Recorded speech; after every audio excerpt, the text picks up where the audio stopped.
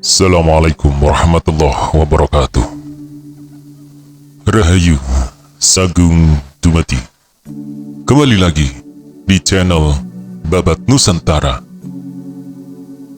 Pada kesempatan kali ini akan menceritakan Gajah Mada seri kelima, Hamukti Moksa, bagian ke-28.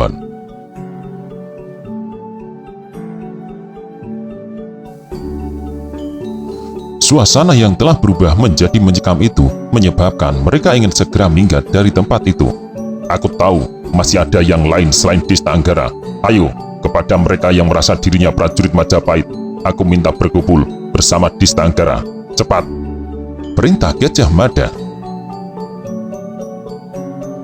Apa yang dicemaskan Kepu Tengarang dan Kepu Bondowoso menjadi kenyataan. Gajah Mada meminta mereka berkumpul untuk bertanggungjawabkan perbuatan mereka. Kepu Tengarang dan Kepu Bondowoso menundukkan wajah saat muncul dari kerumunan dan bergabung dengan Desta Anggara. Desta Anggara, Kepu Bondowoso, Tengarang, masih ada yang lain? Teriak Gajah Mada. Banjar Sawit dan Mahisa Kertopati yang berada di belakang rupanya tahu tidak ada gunanya bersembunyi. Gajah Mada pasti akan melakukan pemeriksaan satu persatu. Dengan lantah gontai dan kepala tertunduk pula, keduanya keluar dan bergabung dengan Desta Anggara. Desta Anggara masih menangis sesunggukan. Memalukan. Gajah Mada benar-benar marah. Aku sama sekali tidak mengira kalian menjadi prajurit Majapahit hanya untuk melakukan perbuatan tak terpuji seperti ini. Apa mata kalian lebih buta sehingga melakukan perbuatan ini? Ketika ketahuan menangis sesungguhkan. Tak ada yang berani berbicara, tak ada yang berani menjawab. Semua cemas dan resah. Ki Gema alang-alang dan para tetangganya terkejut bukan kepalang mendapati kenyataan orang yang mengaku bernama Gajah Genjong itu ternyata bukan orang sembarangan. Orang itu ternyata Mahapati Gajah Mada yang memiliki kekuasaan tanpa tanding. Sosok yang membawa Majapahit menjadi sedemikian besar dan berwibawa. Di belakang rimbun daun pandan laut, penduduk Galing terus menyimak pembicaraan yang terjadi. Mereka yang semula merasakan dadanya sesak, mulai merasa lega. Orang itu ternyata Tuanku Mahapati Gajah Mada, bisik seseorang dengan suara serak bergetar. Gema alang-alang mengangguk. Beruntunglah kita, bisik Gema alang-alang. Radung yang berdiri di sebelah Ki Gema alang-alang mengangguk. Apa yang kita lakukan sekarang? Kelihatannya keadaan sudah aman bagi kita untuk keluar sekarang, bisik Damar Keanginan. Jangan dulu, jawab Ki Gema alang-alang. Biarlah Tuanku Mahapati Gajah Mada menuntaskan dulu persoalan ini. Gajah Mada memandang Desta Anggara dengan amat kecewa. Gajah Mada tak bisa menghapus kenangan betapa beberapa bulan yang lalu ia merasa suka kepada sosok Desta Anggara yang mampu menunjukkan dirinya adalah prajurit pilihan, prajurit pemberani yang pilih tanding. Kini di Galing Gajah Mada mendapati kenyataan yang sama sekali tidak pernah ia duga. Dengar kalian semua, teriak Gajah Mada lantang. Aku tidak ingin lagi mendengar ada prajurit Majapahit yang berlagak menjadi penguasa lautan. Lebih-lebih mengganggu penduduk Galing yang tak bersalah. Yang kudengar, persoalan yang timbul antara prajurit Majapahit dengan orang Galing bukan orang Galing yang salah, namun para prajurit Majapahit yang sombong. Aku tidak akan membiarkan perbuatan ini. Para pelaku perbuatan memalukan dan tak terpuji ini harus mendapat hukuman. Semua orang menunduk, tidak ada yang berani menengadahkan kepala. Selama ini, aku selalu mendapatkan gambaran yang baik, kata Gajah Mada lagi. Para nelayan dari Madura adalah nelayan yang baik, ramah dan bersahabat. Demikian juga prajurit Majapahit yang bertugas menjaga lautan. Namun, ternyata semua itu tidak betul. Kini, aku melihat dengan mata dan kepalaku sendiri sebuah kenyataan yang bertolak belakang. Apa boleh buat, jangan sebut aku kejam jika harus menggantung kalian. Desta Anggara, Kepu Tengaran, Kebu Bondowoso, Banjar Sawit, dan Mahisa Kertopati kesulitan bernafas. Namun para prajurit itu hanya bisa pasrah pada keadaan. "Dista Anggara," ucap Gajah Mada dengan nada rendah. Dista Anggara menunduk. Dista Anggara sama sekali tidak punya keberanian mengangkat kepala. "Dista Anggara," panggil Gajah Mada sekali lagi dengan nada agak meninggi. "Apa kau sudah tuli sehingga tak mendengar suaraku?" Betapapun beratnya Dista Anggara harus menengadah. "Kau masih bermimpi menjarah perkampungan ini?" Dista Anggara menggeleng. "Jawab!" bentak Gajah Mada. "Tidak," jawab Dista Anggara dengan suara nyaris tak terdengar. "Tidak karena di sini kau kepergok Gajah Mada. Namun lain kali mungkin kau akan mencoba lagi menjarah perkampungan ini," kata Gajah Mada lagi. "Aku hilaf Mahapati," jawabnya gemetar. "Tengaran, Bondowoso." Gajah Mada tertuju kepada Kebu Tengaran dan Kebu Bondowoso. Gugup Tengaran dan Bondowoso memberikan penghormatannya. "Baru kali ini aku ikut mereka Mahapati Gajah Mada," kata Kebu Tengaran. "Aku sama sekali tak mengira Kakang Dista Anggara akan membelokkan perjalanan kami untuk urusan seperti ini. Aku tidak kuasa mencegah. Peringatan yang aku berikan tidak diperhatikan. Meski demikian, aku tidak akan ingkar dari hukuman yang akan Mahapati jatuhkan. Aku siap." Sebuah jawaban yang tegas telah diberikan Kebu Tengaran. Gajah Mada yang mengenal Kebu Tengaran dengan baik percaya pada ucapan itu. Kebu Tengaran siap dijatuhi hukuman. Hal itu menunjukkan sikapnya yang jantan dan bertanggung jawab. Gajah Mada menebar pandangan kepada semua orang. Kali ini ucapannya ditujukan kepada semuanya. "Aku minta malam ini tidak ada seorang pun yang meninggalkan tempat ini. Besok pagi kalian semua harus membangun kembali rumah-rumah yang kalian bakar. Setelah semua itu kalian kerjakan, dan kalian telah minta maaf kepada orang-orang Galing, serta berjanji untuk tidak mengulangi perbuatan itu, barulah kalian aku izinkan pergi meninggalkan tempat ini." Para nelayan Madura yang didukung prajurit Majapahit harus menerima kenyataan pahit dan tak terduga itu. Keadaan itu memaksa mereka untuk merenungkan apa yang terjadi. Para prajurit Majapahit merasa dada mereka makin terimpit oleh rasa malu karena menyadari mereka sebenarnya adalah pihak yang salah. Rasa malu itu makin menebal karena ternyata orang-orang Galing justru bersikap ramah kepada mereka. Ki Gema Alang-Alang telah memerintahkan beberapa orang penduduknya untuk menyiapkan makanan dan minuman untuk diberikan kepada para nelayan Madura dan prajurit Majapahit itu.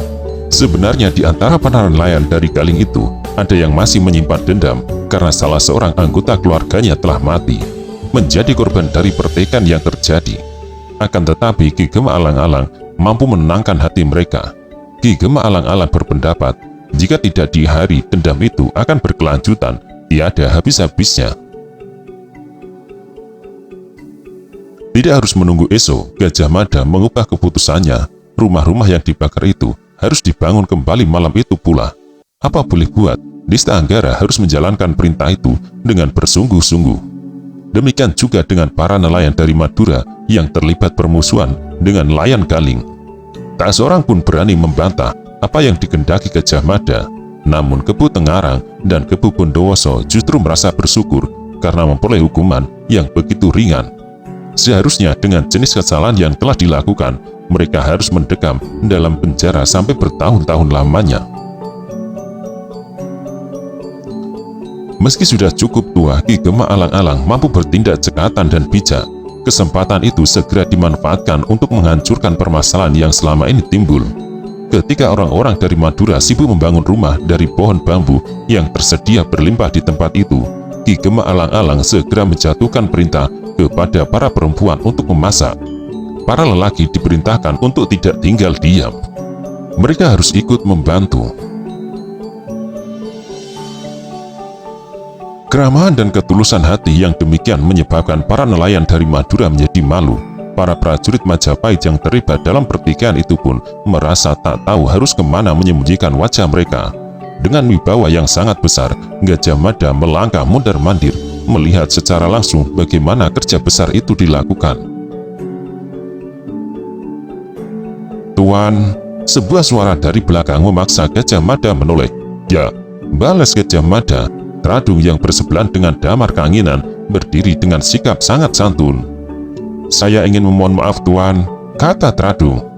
"Saya juga, Tuan. Saya juga mohon maaf karena sama sekali tidak tahu. Tuan adalah Mahapati Majapahit yang besar." Gajah Mada tersenyum. "Itu bukan kesalahan dan tak perlu ada yang dimaafkan," jawab Gajah Mada. "Kalau begitu, lanjut Tradung. Kami ingin menyampaikan banyak terima kasih. Selama ini kami dipusingkan oleh permusuhan yang terjadi antara nelayan Galing dan nelayan Madura. Kehadiran Tuan di Pedukan kami membawa berkah yang luar biasa. Tuan bukan hanya telah meredam penjarahan yang akan dilakukan para nelayan dari Madura, namun Tuan juga telah membuka tali silaturahmi antara kami dan para nelayan Madura. Kami yang semula bermusuhan menjadi bersaudara.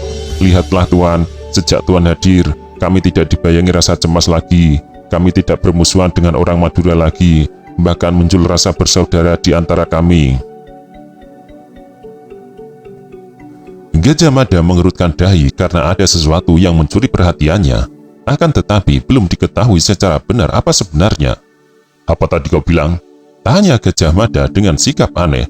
Pertanyaan Gajah Mada itu menyebabkan Tradung dan Damar Kanginan bingung. "Maksud Tuan?" tanya Tradung.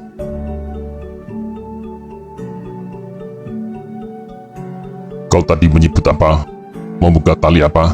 tanya Gajah Mada. Damar Kanginan segera tersadar. "Tali silaturahmi, Tuan," jawab Damar Kanginan. "Tali apa itu?" tanya Gajah Mada. Rupanya Gajah Mada membayangkan tali dalam arti yang sesungguhnya. "Tali silaturahmi, Tuan," jawab Tradung. "Artinya tali atau hubungan persaudaraan. Dengan bantuan Tuan, kami bisa membuka tali silaturahmi dengan orang-orang Madura." Gajah Mada kembali mengerutkan dahi. Ia merasa memahami sekaligus ia merasa jauh dari memahami. "Istilah dari mana itu?" tanya Gajah Mada. Tradung memberikan penghormatannya dengan merapatkan kedua telapak tangan tepat di tengah dada. "Hubungan silaturahmi yang hakikatnya adalah hubungan persaudaraan antara sesama manusia, merupakan bentuk hubungan yang diajarkan oleh agama Islam, Tuan. Tali silaturahmi akan membuat sesama manusia merasa saling bersaudara, tidak saling bermusuhan," jawab Tradung. Jawaban Tradung rupanya menjadi jawaban yang mengagetkan. Gajah Mada terbungkam untuk beberapa jenak lamanya. "Agama apa?" ulang Gajah Mada. "Agama Islam, Tuan," jawab Tradung. Gajah Mada layak heran karena itulah untuk pertama kalinya ia mendengar sebuah agama bernama Islam. "Dari mana agama Islam itu berasal?" tanya Gajah Mada. "Dari tanah Arab, Tuan," jawab Tradung. "Yang mengajari kami adalah pedagang dari tanah Arab yang berniaga sampai tempat ini. Islam mengajarkan kepada kami untuk menyembah Allah Subhanahu wa Ta'ala." Gajah Mada mengerutkan kening. "Siapa itu? Semacam dewa?" tanya Gajah Mada penasaran. Tradung menggeleng. "Bukan dewa, Tuan," jawab Tradung. "Agama Islam muncul dari berbagai pertanyaan, antara lain dari mana asal-usul jagat raya, asal-usul semua benda, asal-usul lautan, asal-usul manusia, asal-usul semua binatang, asal-usul kerbau, siapa yang menciptakan kuda, menciptakan gajah, menciptakan langit, menciptakan mendung, menciptakan bulan, dan menciptakan binatang. Semua benda itu tak mungkin ada begitu saja, tanpa adanya suatu campur tangan, tanpa ada yang merancang dan membuat." Gajah Mada terbungkam untuk beberapa saat lamanya. Gajah Mada bersedekap sambil sebelah tangannya bertopang dagu, bertanda yang bersangkutan sedang berpikir keras. Gajah Mada tidak mampu menutupi rasa takjubnya. "Coba kau ulangi," kata Gajah Mada. Tradung meletakkan kedua tangan dan saling meremas jari. "Islam mengajarkan manusia untuk menyembah Sang Maha Pencipta, Tuan," jawab Tradung menggunakan bahasa yang mudah dimengerti. Sang Maha Pencipta atau yang disebut Allah Subhanahu wa Ta'ala adalah zat yang paling tinggi. Menggunakan akal sederhana, segala sesuatu yang ada pasti ada yang menciptakan. Batu yang berserakan, pasir dan air misalnya, memunculkan pertanyaan, apa benda itu ada begitu saja? Atau benda itu ada karena ada yang mencipta? Demikian juga dengan matahari di langit, bulan dan bintang-bintang, bagaimana benda-benda itu ada?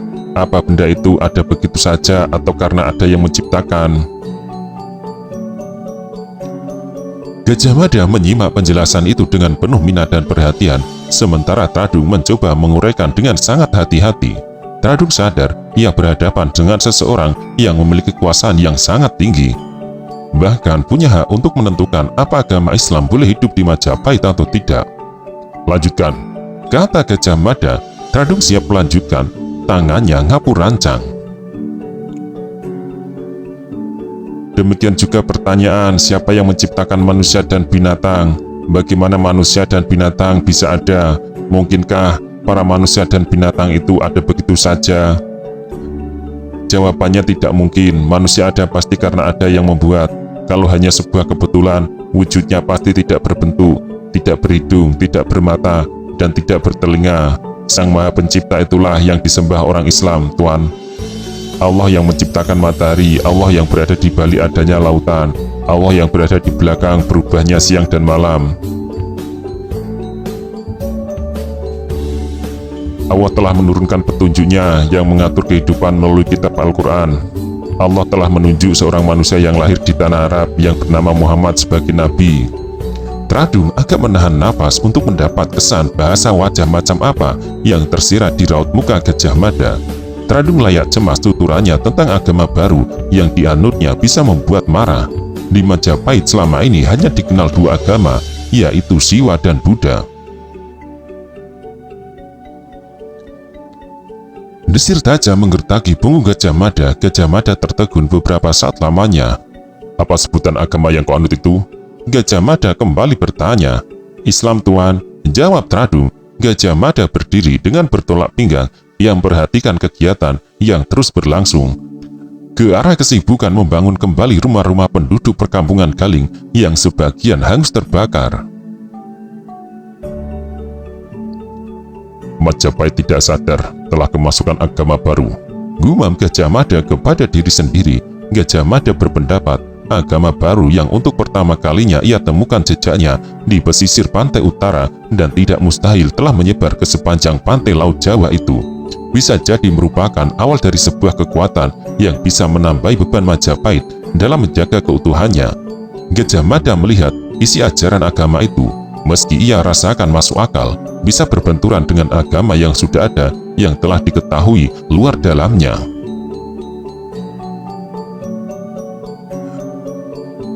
Andai kata Dista Anggara ketangkap basah saat ia masih memiliki kekuasaan, bisa diyakini tarikan nafas Dista Anggara akan berakhir di tiang gantungan. Itu sebabnya Gajah Mada tidak bersikap terlalu keras dan meminta pekerjaan itu dihentikan untuk dilanjutkan esok harinya. Matahari hari berikutnya muncul lagi dari balik garis cakrawala di langit belahan timur.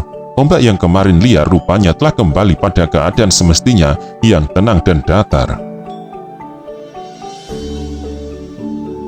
Gajah Mada yang hanya mendapat kesempatan tidur sebentar sangat menikmati pemandangan bersamaan hadirnya pagi itu. Langit timur merah saga dan makin terang, sementara bagian barat masih gelap. Di langit beberapa bintang masih terlihat dan berjuang sekuat tenaga untuk mempertahankan cahayanya. Namun bintang-bintang itu harus mengakui keperkasaan matahari yang akan menggilas mereka. Kau lihat itu? Tanya Gajah Mada. Perhatian Gajah Mada sedang tertuju ke laut. Kebo Tengaran yang tidur di atas dingklik bambu panjang terkejut ketika tersadar Gajah Mada telah berada di belakangnya. Bergegas Kebo Tengaran ikut memperhatikan arah yang sama. Tidak hanya Kebo Tengaran yang tertarik, Kebo Bondowoso, Dista Anggara, dan beberapa orang yang tidur bergelimpangan di sembarang tempat bergegas bangun dan mencari-cari, namun tak seorang pun melihat apa yang dimaksud Gajah Mada. Kalian melihat? Tanya Gajah Mada dengan wajah sangat tegang. Tak seorang pun yang menjawab. Kau lihat itu Tengaran? Tanya Gajah Mada Kepu Tengarang memperhatikan laut dengan lebih cermat. Ia menduga yang dilihat Gajah Mada pastilah ikan raksasa, ikan dengan ukuran amat besar yang mampu menyemburkan air dari hidungnya. Namun meski telah mencari-cari, Kepu Tengarang tak berhasil menemukannya.